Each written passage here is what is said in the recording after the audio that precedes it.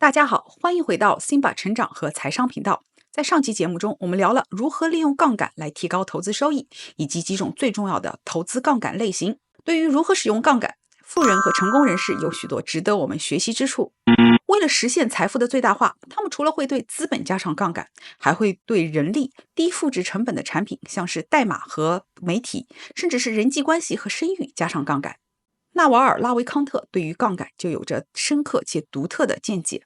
他的财富智慧被记录在了《纳瓦尔宝典：财富和幸福指南》一书中。纳瓦尔是谁？为什么他的观点被奉为宝典呢？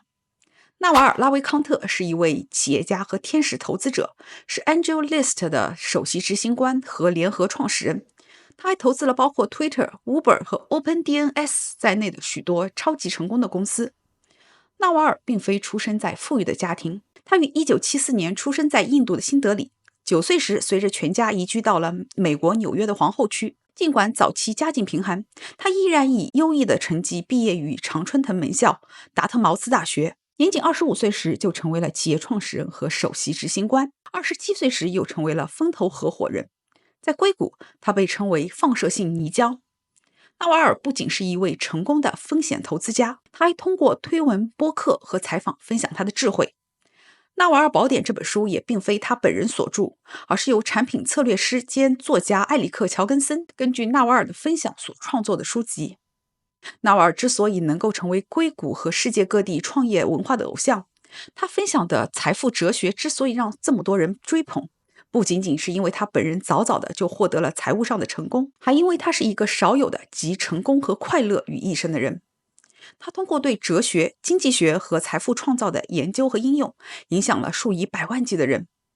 今天节目我就把这本好书分享给你，但是由于节目时长的关系，今天我会重点分享他对于财富的思考，而他对于幸福的观点则会在另一期节目中详细讲解。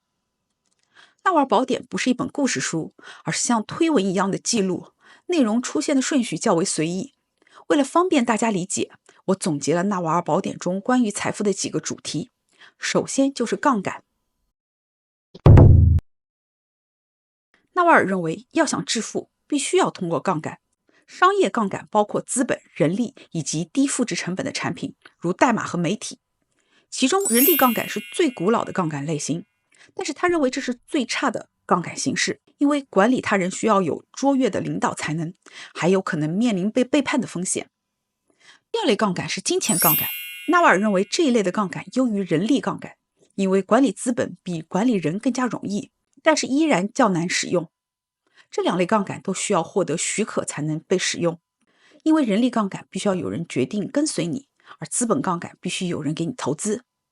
只有代码和媒体这类全新的无需许可的杠杆才能被自由使用。上一代的富豪像是沃伦·巴菲特那类人，他们的财富大多是由资本创造，而新生代的财富则更多的是通过代码或者是媒体创造。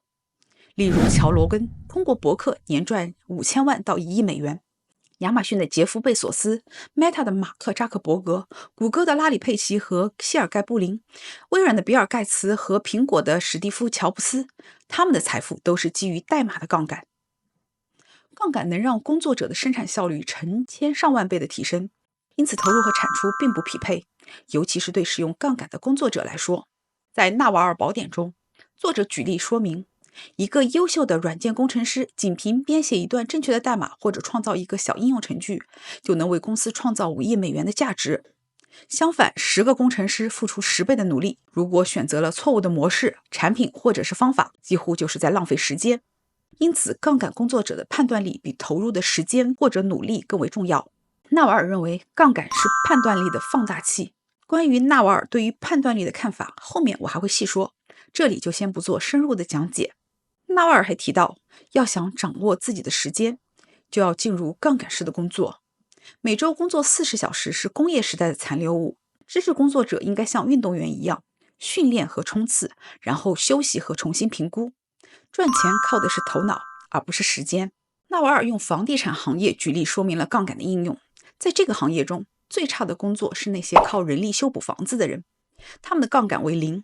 这些人按照工作的时长获得报酬，他们不需要承担真正的责任，只用对老板负责，而不用对客户负责。下一个层级是为业主修房子的总承包商，他们通过雇佣他人为自己工作而产生了杠杆作用。他们做完了这个工程，可以拿到一个总包的价格，然后按时薪给工人付工资，他们就能赚取中间的差额。承包商的工作比上一种工作更好，因为他们承担了一些责任，需要对最终的结果负责。同时，他们也有些特殊的知识，像是如何组建团队，如何确保工人准时开工，以及知道如何处理相关的法律问题。再下一层级就是房地产开发商，他们承担更多的风险跟责任，也有了更大的杠杆，同时也需要拥有更多的特殊知识。这些知识包括需要知道如何筹款，弄清楚法律法规，判断房地产市场的走向，以及知道是否需要冒险。最高层级是房地产基金管理人，他们拥有巨大的资本杠杆和最大化的特殊知识，他们了解房地产的方方面面。但是很显然，一个人很难知道所有这些，他们需要拉一个团队去做这个事情，团队成员拥有不同的技能。这个例子告诉我们，杠杆增加，责任增加，所需的特殊知识也越多。纳瓦尔通过杠杆原理告诉我们，虽然出租时间能够带来报酬，但是无法实现财务自由，因为没有产权就没有被动收入。为别人工作，那个人承担了风险和责任，拥有了知识产权和品牌，而他们只会支付给你为他们工作的最低限度的报酬。纳瓦尔建议用头脑赚钱，不要用时间赚钱。纳瓦尔反复提到的特殊知识是什么呢？在他看来，特殊知识具备以下的几个特点：第一，无法通过培训获得；第二，由好奇心和热情驱动发现；第三，技术含量高且有创造性，无法被外包或者自动化。他建议人们通过追求自己的天赋、好奇心和激情去发现特殊知识，而不是通过上学去寻找最热门的工作。我曾经有2位同学都是非常擅长文科，不擅长理工类的课业。但是在我们读大学时期，计算机专业非常的热门，当时的大学毕业生很容易在一些互联网公司找到像软件工程师这样的高薪工作。其中一位同学就不顾身边所有人的劝阻，进入了计算机专业学习。结果在学习的过程中很不顺利，4年的课业他花费了6年才得以毕业。毕业之后还花了很多的时间跟金钱参加了培训班，考了很多的证书，但最终也没有能够在科技业立足。另外一位同学很早了解了自己的优势和劣势，所以他在大学期间选择了非常冷门的中文系，毕业之后在传统媒体担任编辑工作。虽然一开始的收入不算高，但是他很喜欢写作，又抓住了新媒体发展的契机，在网上发表博客，撰写小说。目前他每年仅仅是小说的版税就能收到几百万。纳瓦尔认为，发家致富的最重要的技能是成为一名终身学习者，而且他对于人们应该怎样学习有着不一般的看法。他建议人们应该努力在9到12个月内成为全新领域的专家。相较于过去的100年，当代的知识更新速度呈现出指数级的增长，这对个人和社会的适应能力提出了更高的要求，也为未来的发展提供了无限的可能。尽管我们面对的是无穷尽的知识，但是纳瓦尔也给我们提出了解决方案，就是基础学习非常的重要。例如，基础的算术比微积分重要，能够简单的使用英语表达自己比能够写诗，拥有丰富的词汇量，能说7国语言更为重要。纳瓦尔认为，在现代经济中，努力工作的价值被高估，判断力被低估。